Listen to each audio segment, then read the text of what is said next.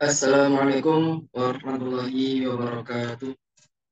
Mohon izin Pak, mohon izin memperkenalkan diri. Nama Taruna Madya Abdillah Halim Perdana, NIT 2230011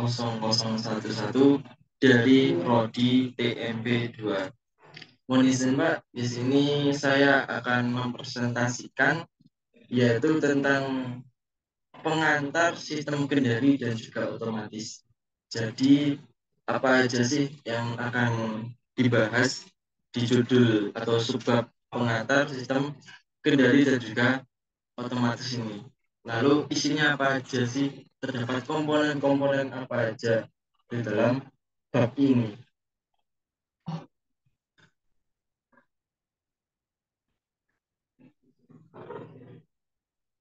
Yaitu yang pertama,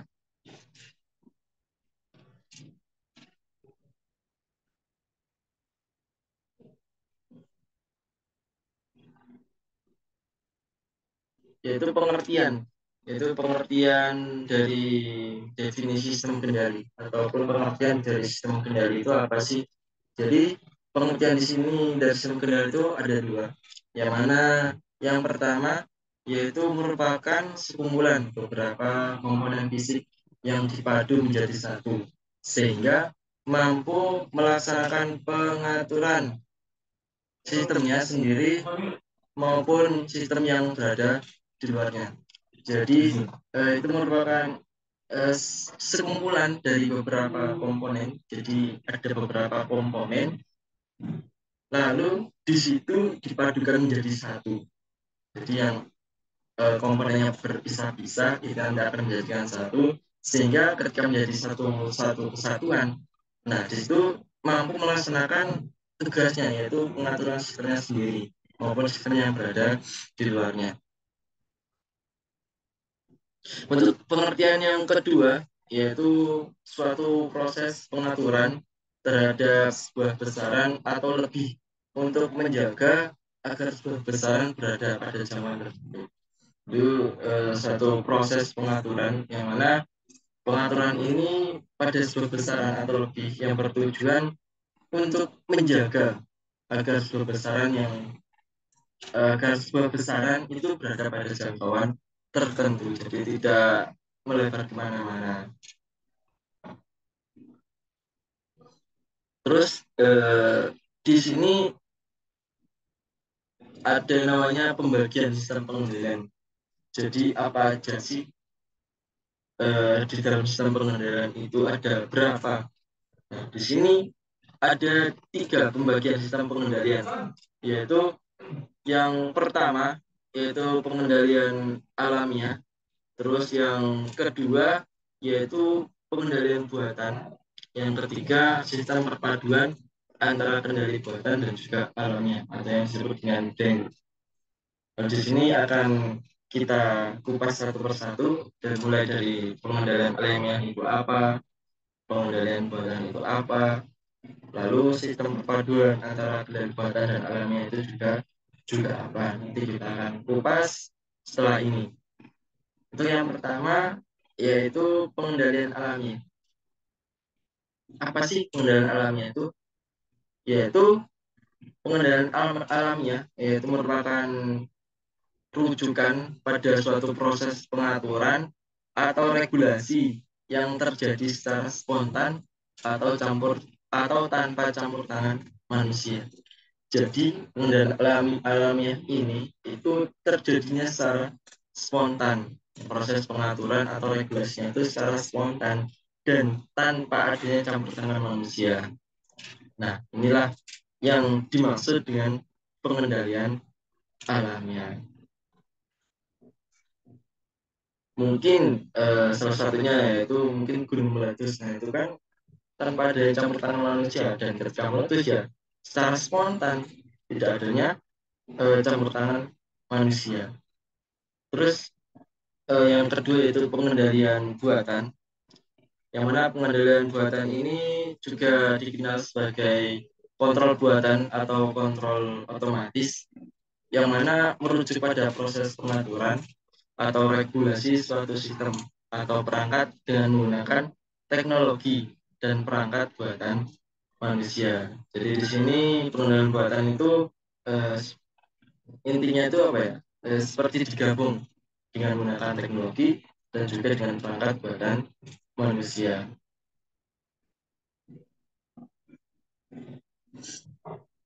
Terus yang selanjutnya itu blended control.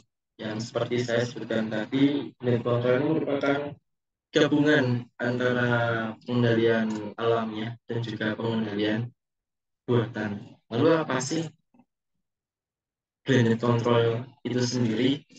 Yaitu sebuah sistem kontrol yang menggabungkan atau mencampur berbagai metode kontrol untuk mencapai kinerja yang lebih baik atau memenuhi berbagai persyaratan dalam suatu sistem.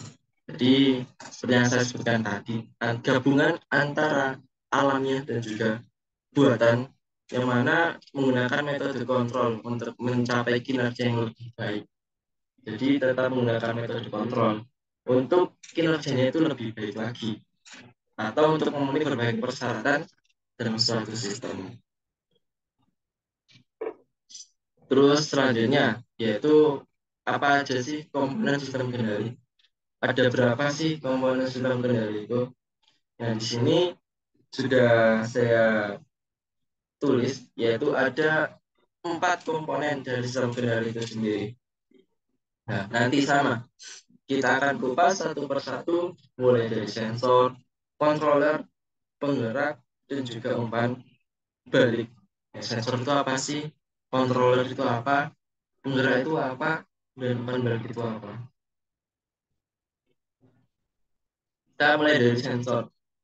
Yaitu sensor itu mengukur berbagai parameter fisik atau kimiawi dan mengonversinya menjadi sinyal listrik yang dapat diinterpretasikan oleh controller. Jadi sensor itu akan mengukur berbagai parameter, yaitu parameter fisik ataupun kimiawi, lalu menjadikannya menjadi sinyal listrik. Menjadikan sinyal listrik, lalu sinyal listrik ini itu dapat diinterpretasikan oleh yang namanya controller. Terus yang kedua yaitu controller.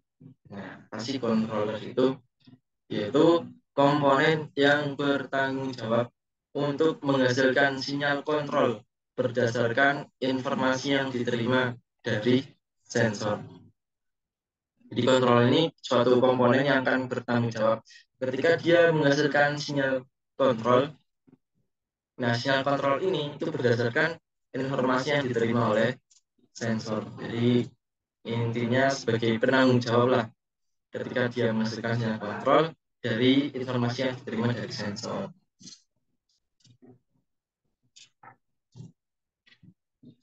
Terus yang ketiga yaitu penggerak. Apa sih penggerak itu?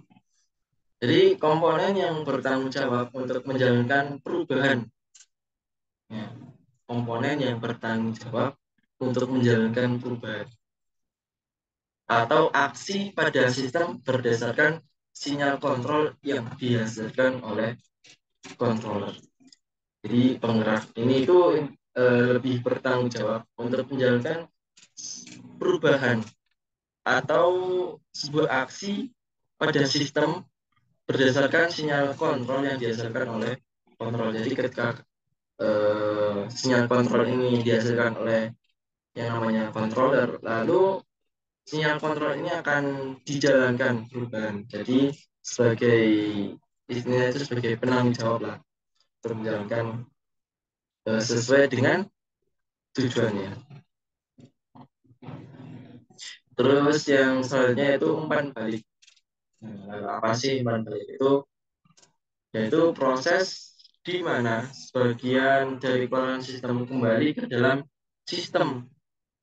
Jadi prosesnya itu keluar dari sistem lalu kembali ke dalam sistem lagi dan digunakan untuk membandingkan dengan set point atau tujuan yang diinginkan. Jadi ketika keluaran itu keluar, sistem itu keluar lalu kembali lagi ke dalam. Nah, di sisi lain dia juga menggunakan atau untuk membandingkan dengan set point atau yang tujuan yang diinginkan. Lalu macam-macam sistem kendali. Apa aja sih macam-macam sistem kendali? Yaitu yang pertama yaitu sistem kendali terbuka. Untuk bahasa Inggrisnya tersendiri itu namanya open loop, yang mana sistem ini itu tidak memiliki umpan balik. Nah, sistem ini itu tidak memiliki umpan balik atau informasi kembali dari keluaran ke dalam controller. Nah, keputusan kontrol ini diambil berdasarkan informasi set point tanpa memperhatikan keluaran aktual. Contoh, toaster dan juga mesin cuci. Jadi mesin cuci itu tidak tidak membutuhkan umpan balik atau informasi kembali dari keluaran ke dalam controller. Yaitu terus selanjutnya ada sistem kendali tertutup. Jika tadi ada sistem kendali terbuka, maka pastinya akan ada yang namanya sistem kendali tertutup. Yang mana sistem ini menggunakan umpan balik dari keluaran untuk membuat keputusan kontrol. Nah, ini itu memungkinkan sistem untuk merespon perubahan dan mengkompensasi gangguan. Contoh, termostat. Lalu ada sistem kendali pada posisi motor. Jadi kalau yang tadi tidak membutuhkan umpan balik, yang tertutup ini kebalikannya. Dia membutuhkan umpan balik dari keluarannya untuk membuat keputusan kontrol. Nah, ini itu memungkinkan sistem tersebut itu merespon perubahan dan juga mengkompensasi gangguan. Nah, contohnya ada termostat, sistem kendali posisi motor. Terus untuk yang selanjutnya itu ada yang namanya sistem kendali manual. Yang mana sistem ini manusia secara langsung terlibat dalam pengaturan dan pengendalian proses atau perangkat. Yang namanya juga manual. Yang namanya manual pasti membutuhkan tenaga dari manusia itu sendiri, atau manusia itu langsung terlibat dalam suatu kegiatan. Beda lagi kalau misalnya yang namanya otomatis. Yang namanya otomatis ya kemungkinan kecil menggunakan manusia itu ya sangat kecil sekali. Nah, nanti akan dibahas di slide selanjutnya.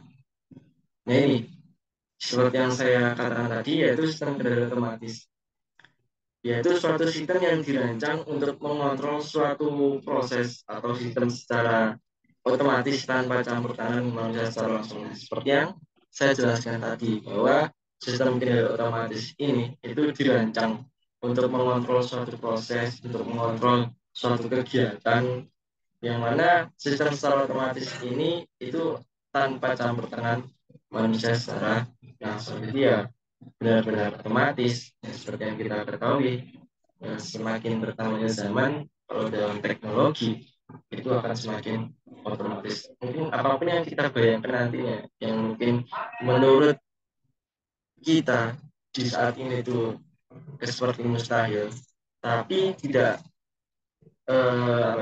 menutup kemungkinan apa yang kita angan-angan itu pastinya juga terjadi dengan perkembangan teknologi yang semakin canggih.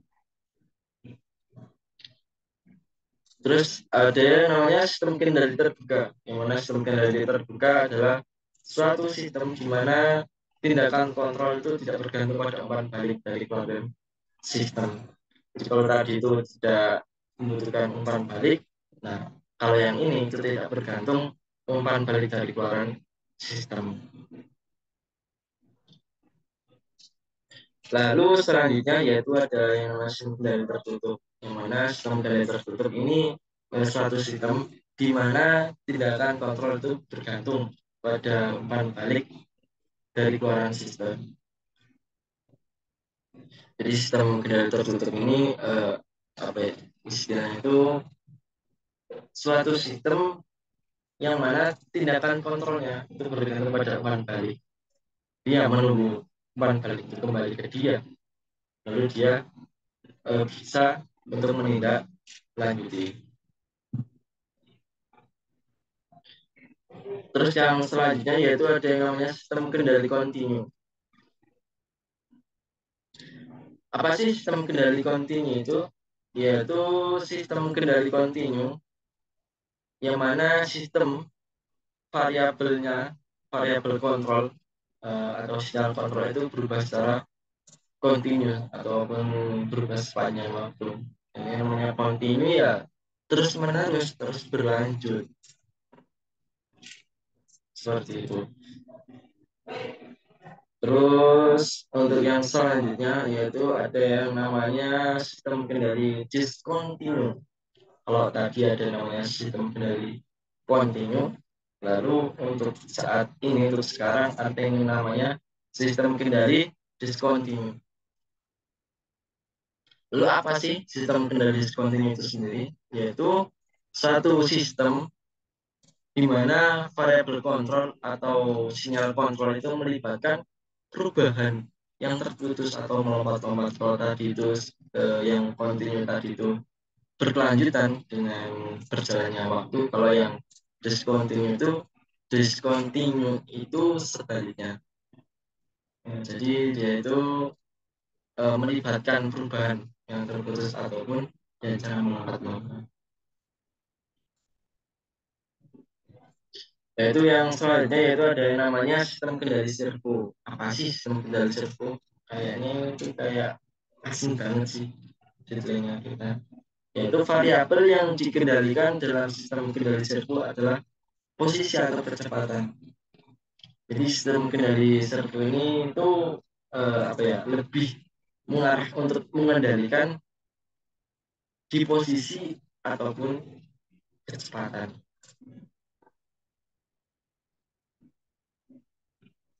Terus yang selanjutnya yaitu ada yang namanya sistem kendali regulator. Kalau tadi ada yang namanya servo, yang ini namanya sistem kendali regulator.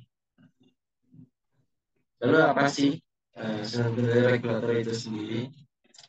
Yaitu variabel yang dikendalikan dalam sistem kendali regulator yang mana melibatkan berbagai parameter seperti suhu, tekanan, ataupun juga level. Jadi sistem kendali regulator ini itu dapat melibatkan berbagai parameter jadi seperti suhu, tekanan, ataupun juga level. Nah, mungkin itu yang dapat saya sampaikan.